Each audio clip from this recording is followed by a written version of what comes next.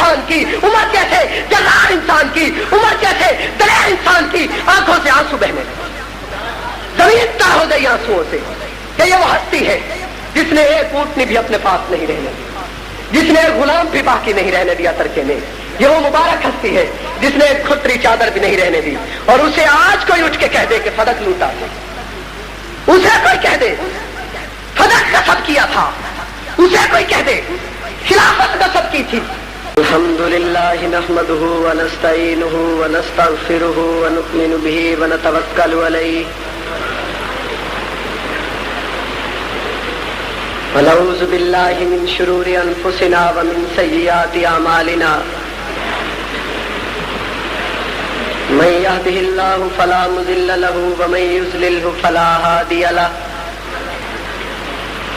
ونشہد ان لا الہ الا اللہ وحدہ لا شریک لہ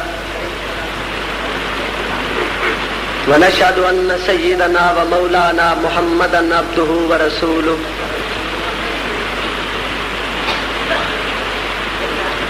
اما بعد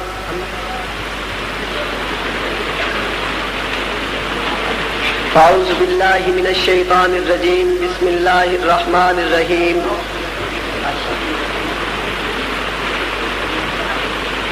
ثانی اثنین اذ ہما فی الغار اذ یقول لصاحبہ لا تحزن ان اللہ معنا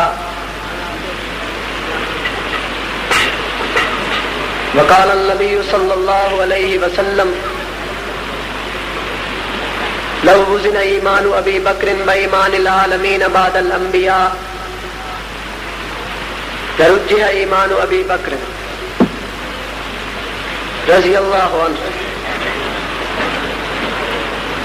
صدق اللہ مولانا العظیم وصدق رسولہ النبی الکریم ونحن على ذلك لمن الشاہدین والشاکرین والحمد للہ رب العالمین.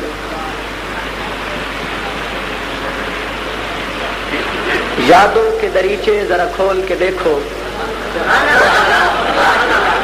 یادوں کے دریچے ذرا کھول کے دیکھو, ہم لوگ وہی ہیں کہ نہیں بول کے دیکھو. ہم اوس کے قطرے ہیں یا بکھرے ہوئے موتی, ہم اوس کے قطرے ہیں یہ بکھرے ہوئے موتی, دھوکہ جو نظر آئے ہمیں رول کے دیکھو. سامعین محترم, سرزمین جنگ کے غیور سنی نوجوانوں,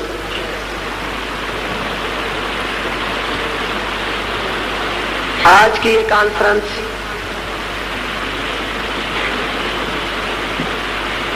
نبی و صدیق کے عنوان سے معنون ہے. میں اپنی علمی بساط کے مطابق آپ حضرات سے مختصر سے وقت میں اس عنوان کو سمیٹنے کی کوشش کروں گا. دعا کیجئے کہ اللہ تبارک و تعالی مجھے حق سچ کہنے کی توفیق نصیب فرمائے. سامعین محترم,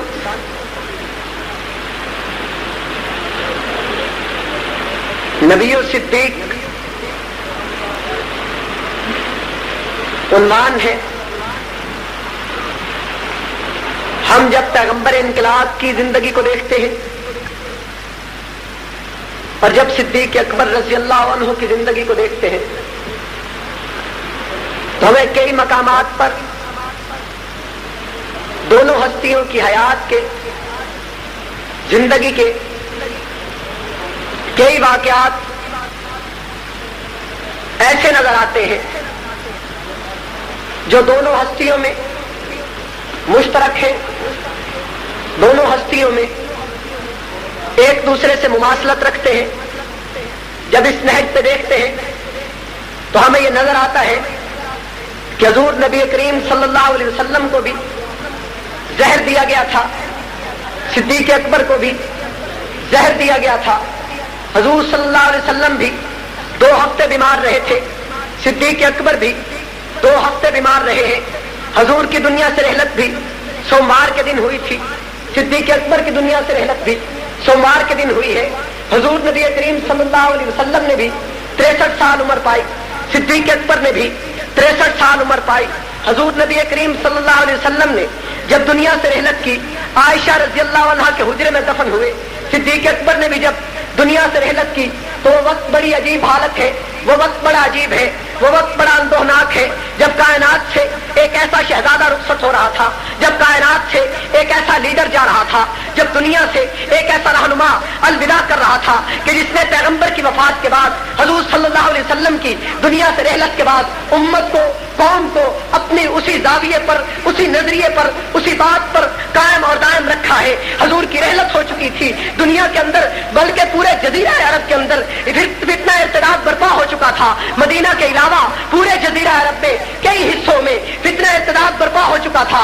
लोग इस्लाम से रूगर्दानी कर रहे थे। सिद्दीक अकबर ने कहा था, मेरे पैगंबर की ख्वाहिश थी, मेरे पैगंबर की तमन्ना थी, मेरे आका की जुस्तजू थी, मेरे आका की तमन्ना थी, आरज़ू थी कि मैं किसरा की फतह के लिए, किसरा को मुसलमानों के कब्जा में लाने के लिए एक लश्कर रवाना करूं, एक जैश रवाना करूं, एक परवाना रवाना करूं। पैगंबर ने लश्कर तरतीब दिया, पैगंबर ने जैश तरतीब दिया, पैगंबर ने गिरोह तरतीब दिया, उसामा बिन ज़ैद को उसका सरबराह मुतय्यन किया। पैगंबर की दुनिया से रहलत हो चुकी थी। पैगंबर फरमा रहे थे, उसामा बिन ज़ैद के लश्कर की तामुन करना, उसामा बिन ज़ैद के लश्कर के साथ जिहाद करना, किसरा की फतह के लिए रवाना कर रहा हूं। पैगंबर की दुनिया से रहलत हो गई। मदीना के अंदर इतराफ में, मदीना के गिरदो नवाह के इलाकों में फितना इर्तिदाद बर्पा हो चुका है। सिद्दीक कहता है, गो सारी दुनिया मुर्तद हो जाए, दीन छोड़ दे, लेकिन पैगंबर की ये तमन्ना थी, ये आरज़ू थी, बावजूद है कि फौजों का मदीना में रहना जरूरी है, लेकिन मैं लश्कर रवाना करूं। ये वो सिद्दीक अकबर है जिसने पैगंबर की रहलत के बाद एक एक बात पर पुख्तगी इख्तियार की है। दीन के, इस्लाम के एक एक हिस्से को, एक एक नजरियों को, एक एक अकीदे की हिफाजत के लिए सब कुछ किया है। सहाबा किराम ने मशवरा दिया, अमीरुल मोमिनीन खतरे में है, मदीना खतरे में है, इर्द गिर्द लोग दीन छोड़ रहे हैं, आप लश्कर कुछ देर के लिए मुअख्खर कर दीजिए। सिद्दीक कहता है, मेरे पैगंबर ने जाते जाते ये अल्फाज कहे थे, लश्कर उसामा बिन ज़ैद का ताउन करना, उसामा बिन ज़ैद के लश्कर के साथ मिल जाना, कुछ हो जाए, तमाम लोग मर जाए, मिट जाए, कायनात खत्म हो जाए, सिद्दीक उसामा बिन ज़ैद के लश्कर को किसरा की फतह के लिए रवाना करेगा। ये एक बात है जो हमें नजर आती है कि सिद्दीक अकबर ने दीन की खातिर किस कदर पुख्तगी इख्तियार की है। और फिर दुनिया ने देखा जब उसामा बिन ज़ैद का लश्कर किसरा रवाना हुआ, पूरे अरब के ऊपर साथ बैठ गई कि पैगंबर दुनिया से जा चुके हैं, पैगंबर रहलत कर चुके हैं, मुसलमानों का रहनुमा कायनात से ओझल हो चुका है, लेकिन अब भी इनमें इतनी कुव्वत है, किसरा जैसी ताकत से टक्कर ले रहे हैं, पूरे लोग मुसलमान दोबारा हल्का इस्लाम में दाखिल हो गए। ये जिंदगी का एक पहलू है। सिद्दीक अकबर की जब वफात होने लगी, सिद्दीक अकबर जब दुनिया से रहलत करने लगे, अपनी बेटी को बुलाया, आयशा सिद्दीका रज़ियल्लाहु अन्हा को बुलाया और पूछा, मेरे महबूब को कितने कपड़ों में दफन किया गया था, कितने कपड़ों में कफन दिया गया था। तो उस वक्त आयशा सिद्दीका ने बताया 3 कपड़े थे। सिद्दीक ने कहा, मेरे तन पे जो कपड़े हैं इन्हीं कपड़ों में मुझे कफन दे देना। आयशा सिद्दीका फरमाती है, अब्बा जान मैं नए कपड़ों का बंदोबस्त कर लूंगी। सिद्दीक कहता है, नए कपड़े जिंदा लोगों के लिए बेहतर है। सिद्दीक अकबर फरमाते हैं, रहलत का वक्त है, दुनिया से जा रहे हैं। उस वक्त एक बड़ा यादगार वाकया नजर आता है, बड़ा यादगार वाकया पेश आता है। सिद्दीक अकबर ने आयशा सिद्दीका रज़ियल्लाहु अन्हा को बुलाकर कहा, मेरे ऊपर खिलाफत के दौरान 6000 दिरहम कर्जा है, वो कर्जा मेरी फला जमीन बैतुल माल में दाखिल करवा देना, वो कर्जा उतर जाएगा। मैंने जो मुसलमानों से जमाने खिलाफत में महाना वजीफा लिया है, बैतुल माल से जो महाना वजीफा मेरे लिए मुतय्यन था, वो भी मेरी जायदाद से जो कुछ बाकी हो मुसलमानों के बैतुल माल में जमा करवा देना।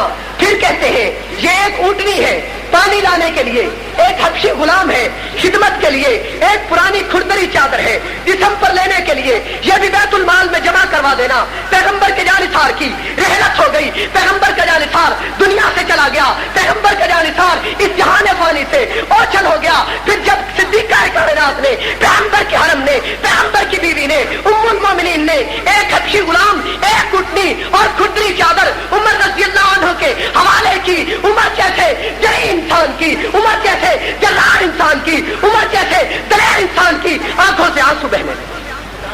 زمین تر ہو گئی آنسوؤں سے کہ یہ وہ ہستی ہے جس نے ایک اونٹنی بھی اپنے پاس نہیں رہنے دی، جس نے ایک غلام بھی باقی نہیں رہنے دیا ترکے میں۔ یہ وہ مبارک ہستی ہے جس نے ایک کھٹری چادر بھی نہیں رہنے دی، اور اسے آج کوئی اٹھ کے کہہ دے کہ فدق لوٹا تھا، اسے کوئی کہہ دے فدق غصب کیا تھا، اسے کوئی کہہ دے خلافت غصب کی تھی، اسے کوئی کہہ دے فدق کا بعد بی بی فاطمہ الزہرا سے لوٹ لیا تھا، غصب کر لیا تھا۔ وہ صدیق جو مسلمانوں سے ملنے والا شہری وظیفہ بھی بیت المال کو لوٹا دے، اوپر پڑنے والا قرضہ بھی بیت المال کو لوٹا دے، اونٹنی بھی بیت المال میں جمع کروائے، حبشی غلام بھی بیت المال میں جمع کروائے، میں اپنے اوپر اوڑھنے والی کھردری چادر بھی بیت المال میں جمع کروائے۔ اسے کوئی کہہ دے کہ اس نے فدق لوٹا تھا، اسے کوئی کہہ دے خلافت غصب کی تھی، میں کیسے مان جاؤں؟ یہ بات قابل تسلیم ہے؟ آپ مجھے بتلائیں، کیا وہ صدیق اکبر غاصب ہو سکتا ہے؟ کیا وہ فدق لوٹ سکتا ہے؟ کیا وہ خلافت غصب کر سکتا ہے؟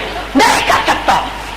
اور پھر جب یہ صدیق اکبر دنیا سے رحلت ہوئے ہیں، کہا تھا میری میت کو دروازے پہ رکھ دینا، اجازت ملے دفن کر دینا، اجازت نہ ملے جنت البقیع میں لے جانا دفن کرنے کے لیے۔